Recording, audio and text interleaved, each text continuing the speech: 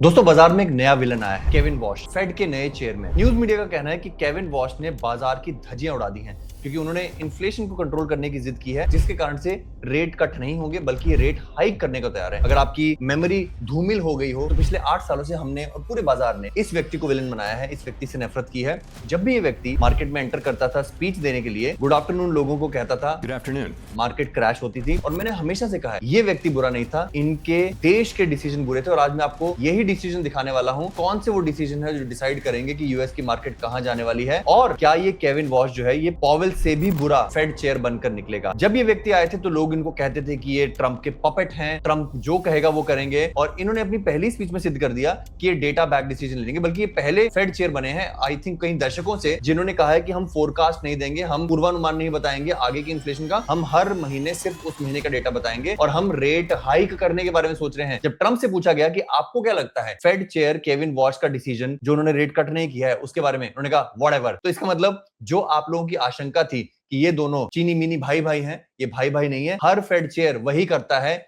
जो उसके देश के लिए सही होता है, जो उसके देश के राजनीतिज्ञों ने तैयार किया होता है खाका। ये है इन्फ्लेशन का डेटा। और ऐसे बहुत सारे शॉकिंग डेटा मैं आपको दिखाने वाला हूं जिनके चलते गोल्ड, सिल्वर और बिटकॉइन पर तगड़ा दबाव रहने वाला है। और ये मैं नहीं कह रहा हूं, ये डेटा साफ दिखा रहा है। दोस्तों इससे पहले मैं जरूरी आंकलन स्टार्ट करूं, nothing in this video is financial advice. ये वीडियो सिर्फ एजुकेशन और एंटरटेनमेंट पर्पस से है। मैं रजिस्टर्ड फाइनेंशियल एडवाइजर नहीं हूं, इसलिए इस वीडियो को सिर्फ आप एजुकेशन के पॉइंट ऑफ व्यू से देखें, सीखने के पॉइंट ऑफ व्यू से देखें। और मैं आपको याद दिला दूं दोस्तों, आज से करीब 6-8 महीने पहले, मैं आपको एग्जैक्ट डेट भी दिखाता हूं, मैंने एक most important analysis of Fed chair with timelines and targets post किया था। ये वीडियो जो है 9 दिसंबर 2025 को, जहां पर 3 उम्मीदवार थे, आज से करीब 7 महीने पहले मैंने इस सेक्शन में केविन वॉश के बारे में कहा था और आप सुनना चाहेंगे जरूर। और ये खबर ज्यादा अच्छी नहीं है। केविन वॉश जो है वो सेकंड मोस्ट प्रोबेबल कैंडिडेट है जो कि फेड के चेयर बन सकते हैं। इस समय उनका जो ऑड्स हैं वो करीब 13% चल रहा है। मैं आपको याद दिला दूं कि जो केविन वॉश हैं वो पहले फेड गवर्नर रह चुके हैं under president George Bush. George Bush कौन थे? डेमोक्रेट। बाराक ओबामा कौन थे?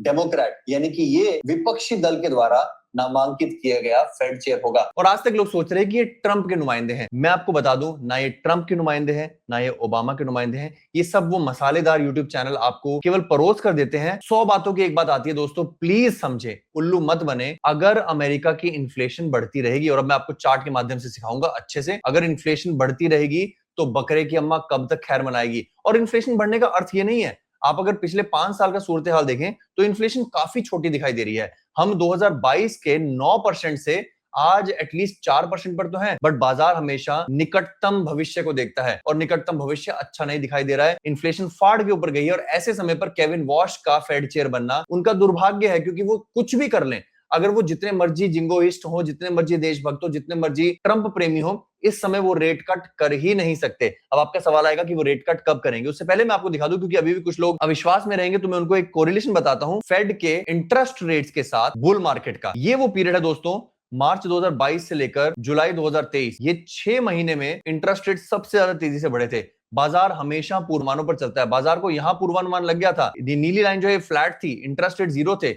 तो यहां पर 2021 में बाजार गिरना क्यों शुरू हुआ? फरवरी का रेट हाइक का पता बाजार को नवंबर में पता चल गया था। 2-3 महीने पहले बाजार ने तैयारी शुरू कर ली थी कि रेट हाइक होगा, रेट बढ़ेगा, ब्लू लाइन इंटरेस्ट रेट बढ़ेगा, इसलिए बाजार ने अपने सारे फायदे गिव अप करने शुरू कर दिए थे। यहां पर रेट कट होना शुरू हुआ कब? बाजार ने अगस्त 2024 से बढ़ना शुरू कर दिया था। अब यहां पर बड़ी इंपॉर्टेंट चीज आती है, इट इज नॉट अबाउट कि रेट हाइक होगा या रेट कट होगा, इट इज अबाउट कि तख्ता पलट कब होगा। तख्ता पलट मतलब अभी रेट चल रहा है फ्लैट, मतलब बढ़ नहीं रहा है, घट नहीं रहा है, अनचेंज है। कब से? दिसंबर से। रेट कट कब हुआ था? अक्टूबर से दिसंबर 2025। रेट उससे पहले कब कम हुआ था? अक्टूबर से दिसंबर 2024, बीच में फ्लैट। अगली बार इंटरेस्ट रेट कट कब हो सकता है? जब तक इंटरेस्ट रेट फ्लैट चलेगा बाजार दुखी रहेगा। जब बाजार को आहट आ जाएगी कि अब इंटरेस्ट रेट गिरने वाले हैं फिर से, इस तरह की छोटी साइकिल इंटरेस्ट रेट गिरने की, बाजार पहले से ही पंप करना शुरू कर देगा। इसलिए अक्टूबर को मैंने न्यूनतम स्तर माना है बिटकॉइन का। बिटकॉइन का प्राइस कुछ यहां पर होगा और बाजार इंटरेस्ट रेट कट होने की आहट के चलते पंप होना शुरू होगा। बहुत ज्यादा बड़ी प्रेडिक्शन है ये, but not a financial advice. मैं बता रहा हूं प्रेडिक्शन केवल फैक्ट बेस्ड है। अभी भी अगर आपको यकीन नहीं हुआ तो मैं आपको दूसरा डेटा दिखाता हूं। अभी तक हमने क्या देखा? हमने देखा बढ़ती हुई इन्फ्लेशन। जब रुक जाएगी, जब वो नीचे आनी शुरू हो जाएगी, किसी भी एक महीने में अगर इन्फ्लेशन 4 से नीचे जाने लगती है, बाजार इस बात को प्राइस इन करने लग जाएगा कि भैया जल्दी ही इंटरेस्ट रेट जो है वो फ्लैट होके गिरने लग जाएंगे। इस दौरान ये भी हो सकता है अक्टूबर में डंप क्यों आएगा, अक्टूबर में मार्केट बॉटम क्यों करेगा, बिटकॉइन का प्राइस बॉटम क्यों करेगा, क्योंकि इस दौरान हो सकता है कि इन्फ्लेशन रेट थोड़ा सा ऐसी स्थिति में आ जाए कि एक आधा रेट हाइक करना पड़े। उस समय बाजार का पीक पैनिक होगा, बिटकॉइन के प्राइस का पीक पैनिक होगा। बट बाजार को जैसी आहट मिलेगी कि अब ये इस तरह की नीली लाइन वाली 3 महीनों वाली typical interest rate cut cycle शुरू होने वाली है नवंबर दिसंबर के आसपास, या उसके बाद चाहे जनवरी में शुरू होनी है, उसकी आहट भर से बिटकॉइन वापसी करना शुरू कर देगा। ये था मेरा पहला चार्ट। दूसरा चार्ट जो है वो मेरा फेवरेट, मैं काफी टाइम से बात करता आ रहा हूं, वो है हमारी फेड की बैलेंस शीट। अब अगर देखें तो फेड की बैलेंस शीट का सीधा सीधा तार जुड़ा हुआ है पंपों से। पंप किसमें? किसी भी कुत्ता, गधा, बिल्ली, घोड़ा, लकड़बग्गा, सीसीआर तब पंप करता है जब फेड मॉनेटरी पॉलिसी ईज करता है, जब वो पैसा छापना शुरू करता है। ये वो टाइम था जब आपको एकमात्र पीरियड में शिबा इनू कुत्ते, गधे, घोड़े, शिबा इनू गधे, घोड़ों ने सबने पंप किया था।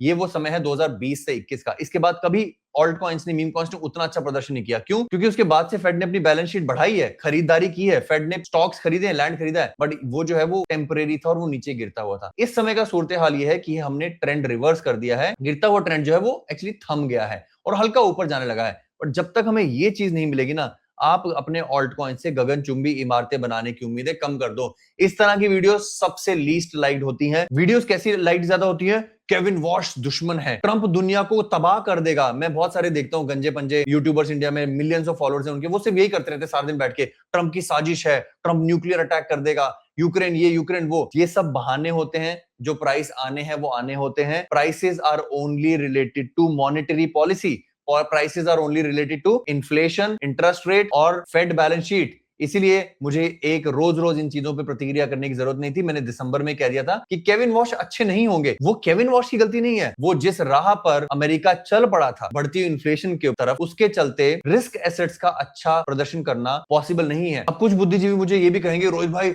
S&P 500 तो पंप कर रहा है ना, स्टॉक रिस्की एसेट नहीं है। बिल्कुल गलत। मैं सिद्ध कर चुका हूं इस वीडियो में, आप जाकर देख सकते हैं कि S&P का ऑल टाइम हाई जाना स्टॉक्स की वृद्धि नहीं है। S&P में केवल 10 या 12 AI स्टॉक्स को निकाल दें तो बाकी का बाकी S&P 500 जो है इस साल गिरा है। S&P 500 में 500 स्टॉक्स का वेटेज होता है, जिसमें वो 12-13 स्टॉक्स का वेटेज इतना हाई है, 43% टू बी प्रिसाइज। S&P 500 की मार्केट कैप का 43% ये स्टॉक्स हो चुके हैं, AI स्टॉक्स। इसके चलते ये एक छलावा है, ये दिखावा है, इसमें आपको फंसना नहीं है। यूएस की हालत खराब है, यूएस की इन्फ्लेशन खराब है, यूएस के इंटरेस्ट रेट बढ़ सकते हैं। जब यूएस के इंटरेस्ट रेट बढ़ने की आशंका खत्म हो जाएगी, चाहे वो कट होना ना शुरू हो, चाहे वो रुके रहें, आपका मार्केट और क्रिप्टो सबसे पहले बढ़ेगा। तो आशा करूंगा आपको वीडियो पसंद आई होगी। कोई व्यक्ति विलन नहीं होता, कोई प्राइस अच्छा बुरा नहीं होता, ये सब बहाने होते हैं और अर्थव्यवस्था के जो डैमेज है वो आने होते हैं। वीडियो को लाइक करके ज्यादा से ज्यादा लोगों से शेयर करें, ताकि मैं 2-3 महीने में एक बार ऐसी वीडियो बना देता हूं जो थोड़ी मिथ डीबंकर होती है, ताकि वो आपकी मिथ्स को डीबंक करे। आप फालतू की न्यूज को फॉलो करना बंद करें। सिर्फ एक बात का ध्यान रखें, अक्टूबर में मिड टर्म इलेक्शन है, डोनाल्ड ट्रंप की हालत खराब है और कोई भी FOMC का चेयर आ जाए, जब तक इन्फ्लेशन कम नहीं होगी तब तक इंटरेस्ट रेट कट होना नहीं शुरू होंगे, और इंटरेस्ट रेट कट होने की आहट मात्र से क्रिप्टो पंप करना शुरू कर देता है। हमारा नया नवेला चैनल है स्टॉक एक्स, उसके ऊपर मैंने अभी माइक्रो स्ट्रेटजी की डिटेल वीडियो बनाई है कि मैं माइक्रो स्ट्रेटजी को कब खरीदूंगा। इसमें मैंने जोमेटो, TCS जैसे जबरदस्त स्टॉक्स की जबरदस्त प्राइसिंग भी बताइए, कौन से प्राइस पर कहां पे क्या करना है। उसको जरूर सब्सक्राइब कर लेना। और हमारा एक बिल्कुल नया स्पेशल चैनल है कार्ड की बात, जिसमें एक्चुअल में जो जो अफवाहें है ना,